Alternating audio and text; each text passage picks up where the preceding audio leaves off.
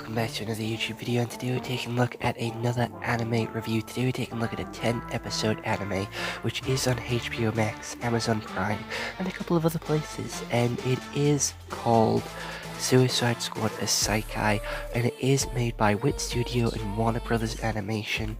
It has 10 episodes, all at roughly around 20 minutes each, so you can watch this in roughly like two and a half hours. I would like to say, so you can binge watch this all in one day like I did, and I'm going to be honest, it is worth it. It is worth binge watching. Again, it isn't that long, so it's not a huge commitment. It's like 2 hours. That's nothing in your day. You can watch that on a night before you go to sleep, after you've come back from a hard day work. But without any further delay, any further interruptions, let's get what into Google has to say. So Suicide Squad Isikai is a 2024 anime with one season. It's a 6.6 out of 10 on IMDb and a 6.6 out of 10 on my anime list. So it's pretty universally a 6.6 out of 10. But how the story really goes is with Harley Quinn and the Joker causing a little bit of a rough ruckus in the street, and Harley Quinn getting captured, and then Amanda Waller starts to build her Suicide Squad of Clayface, King Shark, Peacemaker, Deadshot, and Harley Quinn. She sends them through a portal they've been making to this other world because they want this other world's resources. And their helicopter crashes, they have to fight a couple of pigs, like some hogs, piglins, pigmen, whatever you want to call them. And they end up getting put in prison, put in jail. They then get the help of Rick Flag to escape the jail, get back to the portal so their bombs can get a radio signal so their heads don't explode. And then they start learning more about this world, learning more about the hierarchy, and there was a team sent before them which consisted of Ratcatcher, the smart guy, I forget what he's called, I think he's like Brainiac or some shit, the Thinker, I think it's a Thinker, and then we also have Enchantress and Katana, who was sent in the Suicide Squad before these guys, with their general being Rick Flag. They all teamed up with the enemy, so throughout the next couple of episodes we have like 2 episodes dedicated to fighting these guys like one at a time. Oh, Killer Croc was also here in that mix, and it just gives everyone a person to fight. The Queen's daughter starts to rebel against the Queen. The Kingdom don't accept these new heroes as their saviors, don't accept them as part of the army, and then that has turned out to be that the Queen is actually the undead king, and she starts causing chaos, raining down chaos. Harley Quinn gets a pet dragon, and they have a big fight, and the princess becomes queen in the end because they kill the undead king. And then it turns out that Katana throughout the entire series was actually Joker, who had shapeshifted because they had all got new powers when they went into this world. So they've been accepted as like warriors of this planet, warriors of this earth, warriors of this world, and it does leave it open for a number 2 where Harley Quinn goes to find the Joker. I am going to be honest, one of my biggest gripes with this anime is the animation quality and the animation style. The animation style in creating new designs for these characters, reimagining these characters in an anime style, I think is really cool. I like Michael Jackson's Clayface, and he does actually say he and Shamo a couple of times in the series, so there is definitely heavy references to Michael Jackson in this series for, obviously, a smooth criminal of Clayface. I like Deadshot. I'm not a huge fan of Peacemaker, and I'm not a huge fan of King Shark, but I do like Harley Quinn, and their character styles and what they're wearing, their designs are really cool, and especially in the final episode where they get like their sort of medieval armor attire. That is fucking sick, and I wish they wore that outfit for the entire fucking movie, the entire series, because that style of costume is incredible. Their sort of medieval outfits, their sort of badass ass-kicking armor was really fucking cool, and it gave them like increased strength, increased abilities. It just looked cool. The magic also looked cool when Harley Quinn was shooting magic bullets out of her guns and it shot out like this giant energy wave. That looked sick. That was really cool. But what didn't was when they were running around, their facial expressions, when there was explosions happening, when there was fighting the dragon. Some of the fight scenes looked really dog shit, like just with the animation style, it was very sort of sketchy, very scratchy, very sort of not well put together. It didn't seem very smooth. It felt kind of rushed and kind of like lazily done. It didn't feel like they put a whole lot of effort into making this, and I'm gonna be honest, the storyline for an Isikai is quite good, so they put quite a bit of effort into the story, but I feel like that's where the effort kind of stopped. Character design and story is like the max sort of effort we get. Everything else kind of trails off into the distance, and the end credit scenes, I did not need to see Amanda Waller breaking it down. The end credit music was better than the opening credit music, but I preferred the opening sort of sequence, the intro to the outro in animation, because I did not need to see Amanda Waller twerking on my screen. I did not need to see Amanda Waller breaking it down on my screen.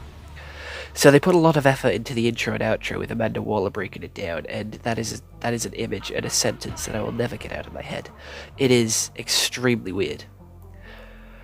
But anyway, back onto, the main storyline. It is very interesting because they haven't got into the sort of realm of reincarnation like I thought they would, and they sort of kind to stray away from Harley Quinn having a very similar sort of look and face shape to the princess. It just ended up being the princess took Harley Quinn as a role model. So they didn't really go anywhere with that, with like there's alternate versions of themselves in this world, which I'm kind of grateful for, because in the story they were going down it wouldn't have really fit. And obviously this is a very generic storyline, because obviously us as humans, we're very fucking greedy, so of course we're going to make a portal and travel to this world to take its resources, and it's just a human thing to do. It is just a human thing to do, and it genuinely isn't the most intriguing storyline. Like, they didn't reinvent the wheel, but for an Isikai, it was quite interesting. I haven't watched many Isikais, but if you don't know what an Isikai is, I've said it so many times in this video, so I'm hearing you, some of you might be a little bit confused. An Isikai is where a character ends up in a different world, like Alice in Wonderland, or The Time I Got Reincarnated Into, The Time I Got Reincarnated Into, That One Time I Got Reincarnated Into, all those types of animes. They're all Isikais, and I'm not a huge fan of Isikais because I feel like they over-sexualize their characters, and in this they don't, thank the Lord. It is very good at telling a story without having to be overly sexual like some animes do. So in that aspect, it has a win in my book. Even the art style of them jumping out in the intro is rocky and scratchy, and I don't know why, but when I was watching this, the thing that kept taking me out of the story was the animation. I kept looking at it, I'm like, why the fuck do they look like that? Why the fuck are they doing that? Are they supposed to be running there? That looks so shit. That was the only issue I had with this series. I thought they did a really good job at translating the characters into anime. I feel like they got all their character personalities on point.